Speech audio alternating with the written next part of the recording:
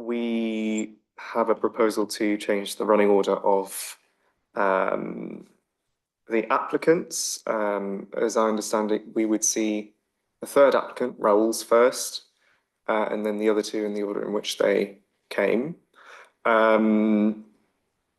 So councillors, all those in favour? Yep. Yeah, that's 3 votes. Fantastic. So we'll see Raoul's first.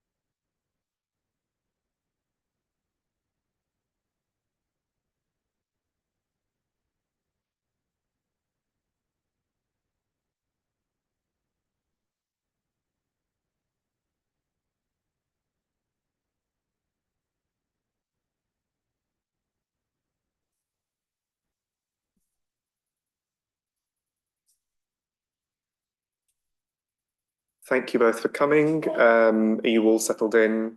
All fine, ready to start? Yeah. Fantastic. Thanks very much. I'm Councillor Theodore Jupp. I'll be the chair of tonight's subcommittee meetings. Everyone will introduce themselves first, starting with my council colleagues. I'm Councillor Samuel Senior, so I sit on the committee tonight. Hello, I'm Councillor Morris. I will be on the committee. And now the officers. Emma Thompson, Senior Licensing Compliance Officer, presenting the report this evening. And I'm Alison Daly. I'm a solicitor at the council and I'll be advising the subcommittee this evening. And everyone else. Hello, I'm Tanaka Meros. I'm a trainee solicitor. Hi, I'm Aswan from Law and Governance. Thank you all. This bears repeating. You may or may not have been in this kind of hearing before. This hearing will take the form of a discussion. We won't have any cross-examination of any kind. We've all read the papers, so there is no need to approach your points as though we might need extra detail. There is no harm in being circumspect unless you have a particular reason not to be. Unless there are any questions as to the way in which these proceedings will be conducted, I will hand over to Emma Thompson, who will give the licensing authority's report on this application. Thank you, Chair.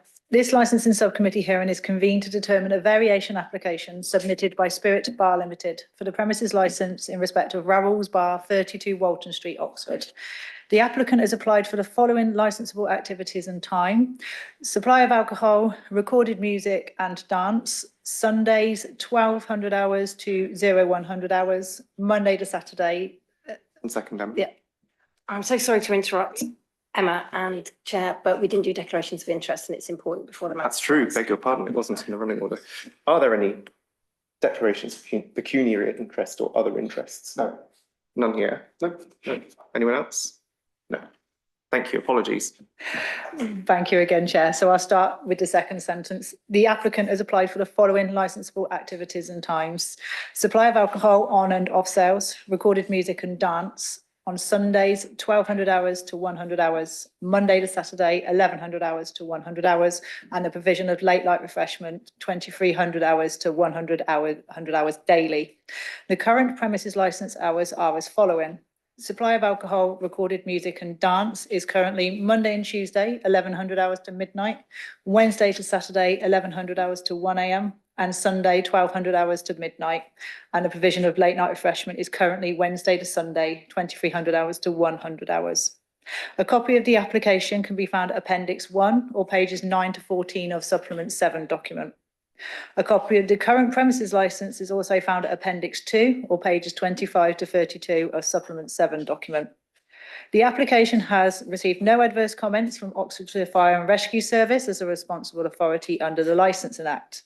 The applicant has also agreed conditions to be attached to the premises licence if the variation were to be granted by yourselves this evening.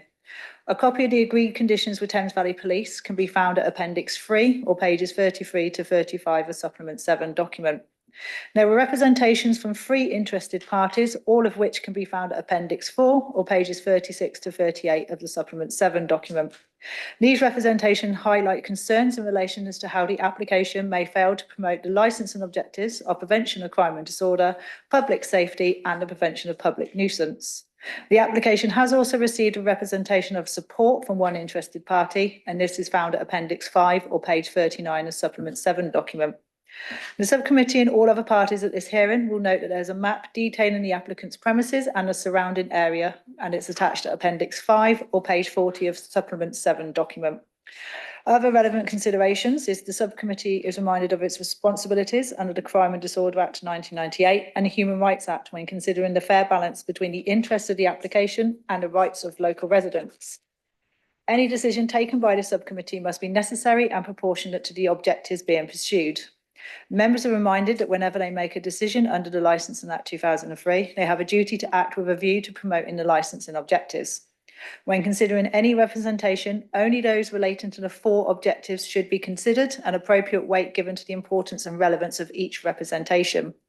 In making its decision, the subcommittee must also have regard to the Home Office statutory guidance issued under Section 182 of the Licensing Act 2003 and the Council's own statement of licensing policy, and details of these are found within the body of your report. The subcommittee must also take such following steps as it considers appropriate for the promotion of the licensing objectives. So this can be grant the variation in accordance with the application, modify the conditions of the operating schedule by altering or omitting or adding to them, exclude or restrict from the scope of the licence any of the licensable activities to which the application relates, or reject the application as a whole. The subcommittee may also grant the licence subject to different conditions for different parts of the premises or different licensable activities.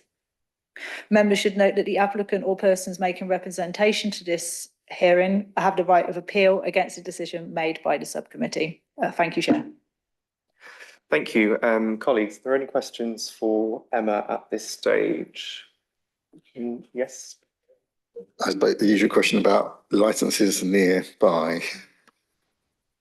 Thank you, Councillor Martino. I did note you was on asking me these questions. I have come prepared.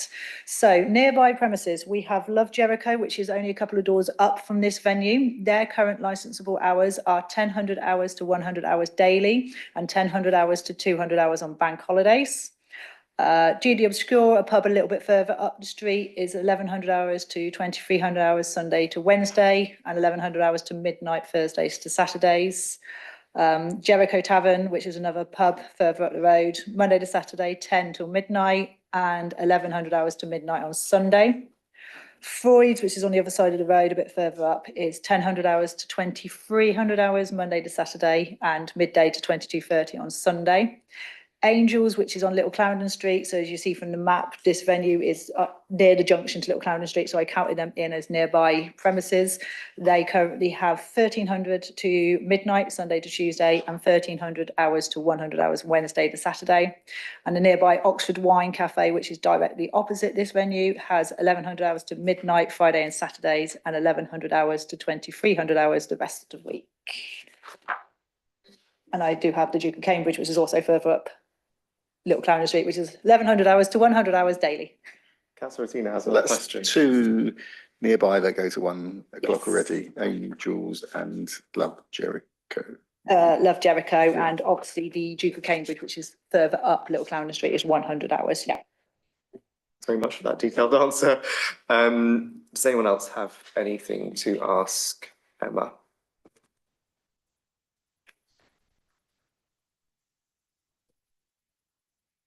All right.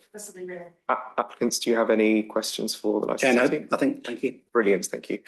In that case, it's your turn to take the stage. You must fully outline your application and address the licensing objectives. You may call witnesses if you desire, although I don't see any. So the floor is yours. I'd appreciate it if you could introduce yourselves before you speak. Thank you. Chair, of course. My name is Craig Bayliss. I'm representing the applicant tonight. Next to me is Mr. Ofer, who's the director of the applicant company. Been trading in Oxford in many guises for many years.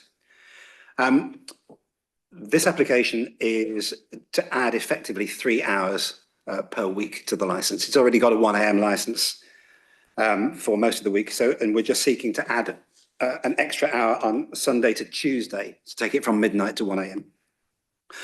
Mr. Ofer also operates premises that Emma's just referred to around the corner in Little Clarendon Street, Angels, which did have a 1 a.m. license every night. But in our discussions with Alex Bloomfield before we made the application, Mr. Ofer always likes to get police involved to make sure that they're happy with what's being proposed. We offered to reduce the hours at Angels, effectively to move the hours from Angels to these premises. So last month, I lodged an application for a minor variation to reduce the hours at Angels by 3 hours. And then at the same time, we made this application to add those 3 hours to these premises. So within the area, effectively, there's no overall increase in hours. It's just we've moved 3 hours from Angels to these premises, Raoul's. Raoul's has had a 1 a.m. license, I think, since 1979. We've been operating it. We had some temporary event notices in November and December till 1 a.m. with no difficulties, no issues. As I say, it's already a 1 a.m. license. There are conditions on the license which reflect certain precautions that need to be taken. So there's a requirement for a dispersal policy, a requirement to risk assess the need for SIA door staff. We're happy to do that every night if you're minded to grant the application for the extra hours Sunday to Tuesday. I was interested to see we had a letter of support from a local resident. We don't know who it was. We didn't canvass it. It came as a complete surprise to me, but it's nice to see that people actually do look at these things and give support occasionally. As far as the 3 objectors are concerned, I've looked at their letters of representation. None of them refer to these premises specifically as causing a problem. And you will note, of course, that the police don't object. We've had substantial discussions with Alex about this, that there are no objections from any of the authorities. They don't perceive, I don't think, that if granted, this application is going to make a problem for the area Sunday to Tuesday with the extra hour. We did make contact with one of the objectors. Interestingly, it was the one that's shown on page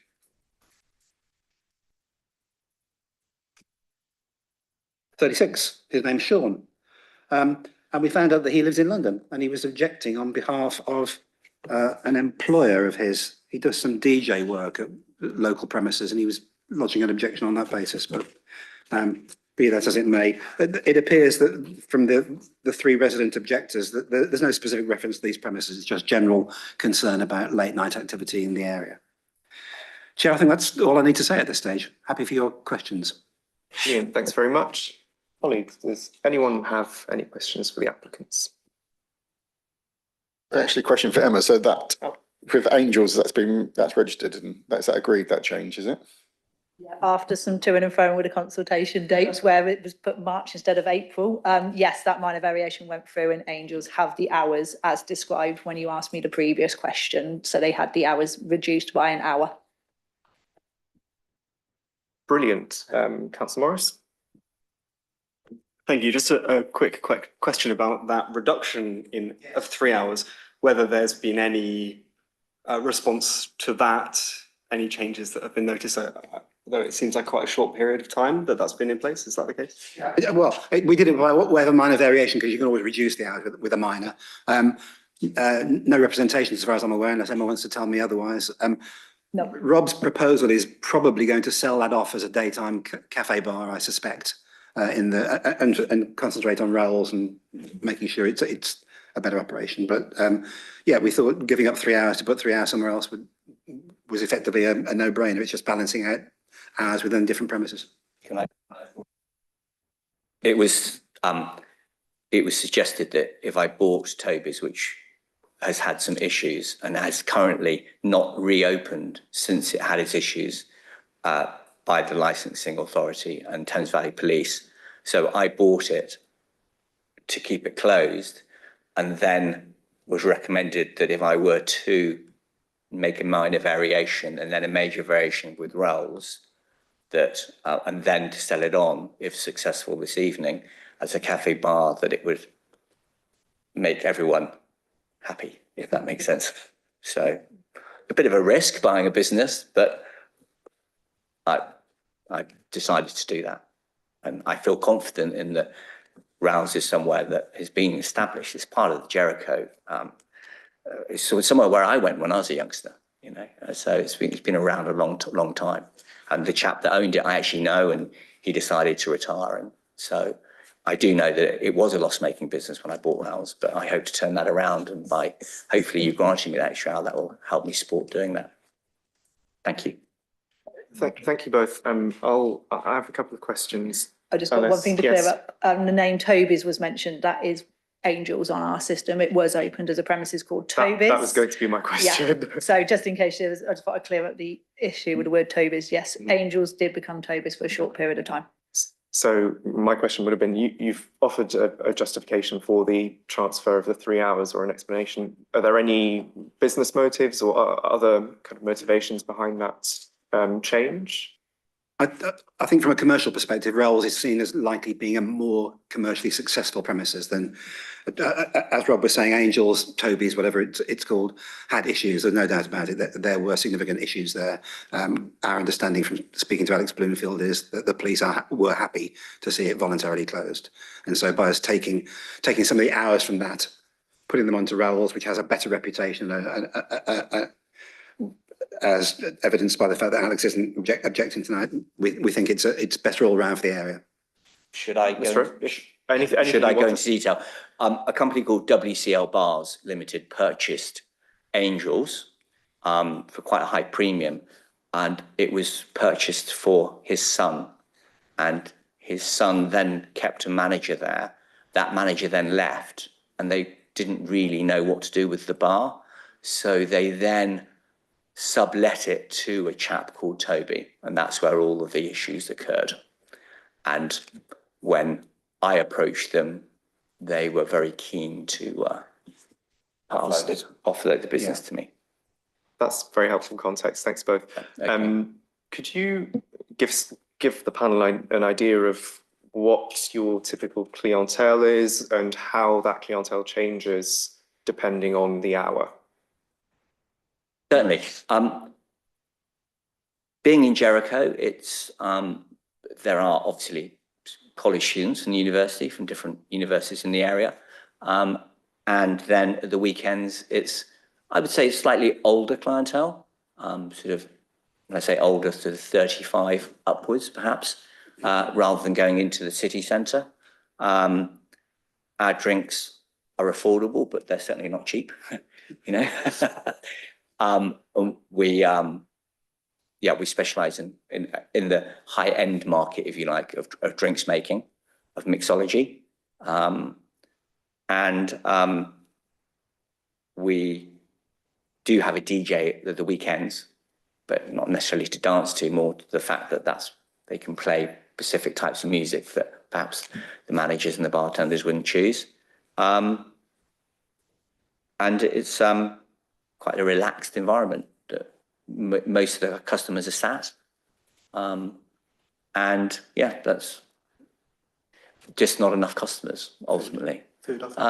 No, something that we do want to look into, but we've only taken this business on since last September. So, you know, it's commercial. Yeah, we're losing about £6,000 a month at the moment. We didn't pay a huge amount of money for the business because the chap who sold it, unfortunately, since 2019, after the pandemic, he was unable to open it again because he just couldn't find the level of skill that was required. He had other business interests in Oxford. So that's when an agent approached me. And then obviously I know the chap who sold it, and we came to an agreement. Okay, thank you. Since September then, what have been the most challenging things for you to deal with as far as antisocial behaviour is concerned? Well, finding customers, you know, and customers and staff as well, because there's a massive shortage of skilled staff. So we invest quite a lot of time in training them. In terms of antisocial behaviour specifically, though, how have you No. dealt with any? Has there been No, any? no, we haven't. We've voluntarily put a door supervisor on at the weekends, who we call a greeter, really. You know, that they are someone that opens the door and welcomes people as they come past. An SIA person? Absolutely, yes, yeah. SRH is a door supervisor. That's not actually a requirement on our licence, but we believe that it's good policy at the weekends. And we can, I mean, I'm sure that Alex Bloomfield won't mind sharing the fact that when I told him that we were looking to purchase Rouse, that he welcomed it in an email that I can show you, saying that he was glad that someone who's operated in Oxford for 25 years was going to hopefully help them, because they have had some issues in the area, which you could ask him about those. Thank you. But not related to Rouse specifically. Okay. Colleagues, any other questions? Councillor Tina?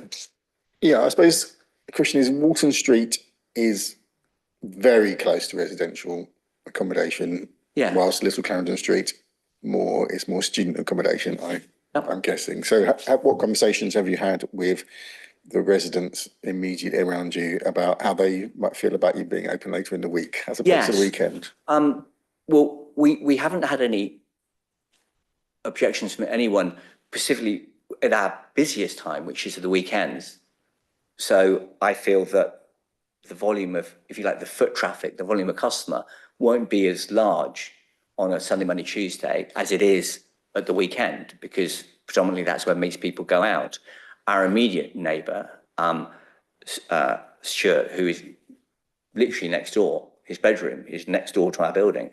I've spoken to him and he's not putting in an objection. He's quite happy. And in fact, the problem with Jericho is that it's trying to retain that feel of balance between residents and local businesses, because that's what draws a lot of people to live near there, whether it's Gale's Bakery, whether it's Raoul's or all the other hospitality-led businesses. And it's that, and I agree, it's a fine balance to make for people in your position.